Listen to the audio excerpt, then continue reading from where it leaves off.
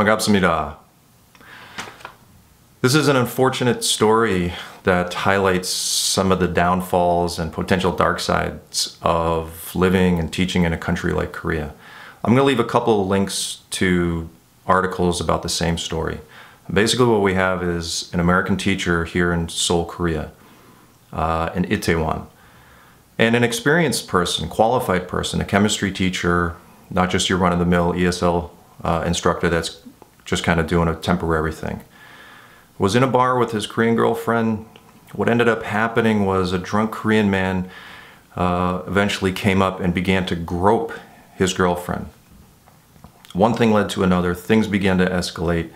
At one point a weapon came out for a brief time and a fight ensued, and the Korean man ended up eventually dying, falling into a coma and dying from as a result of his injuries. The actions by themselves are serious enough, but here's where the story gets sticky.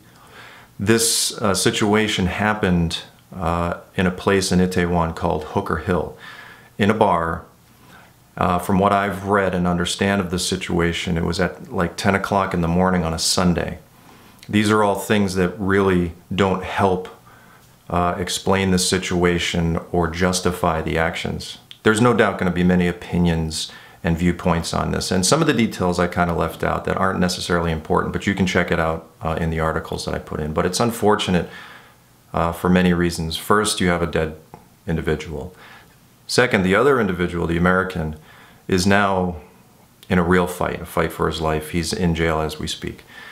And it's also bad for a lot of the teachers out there, you know, trying to build a reputation in other countries, trying to change the perception of what teaching ESL abroad is like. And it's also bad for the general American whose reputation is already tarnished, and it doesn't help that at all. I've read through many of the comments both on Facebook pages and the articles themselves, and there's very different opinions and perspectives on the whole thing. But the purpose for me making this video is I've been teaching now for 3.5 years abroad, and I've said it before and I'll say it again. You are responsible for creating your experience, and the things that you're involved with and the choices that you make ultimately are your experience when you go away. That's the path you leave behind. So I don't know if being on Hooker Hill is necessarily a bad thing. It's just a location in Seoul, but at the same time, it is what it is. You know, the old saying goes, when you lay down with the dogs, eventually you're going to wake up with the fleas, whether you ask for it or not. As with all things in life, I have no doubt that things are going to work out for the best. That may be defined differently for each individual, but it's going to come out the way it's going to come out. I'd be interested to hear your stories and your opinions on it.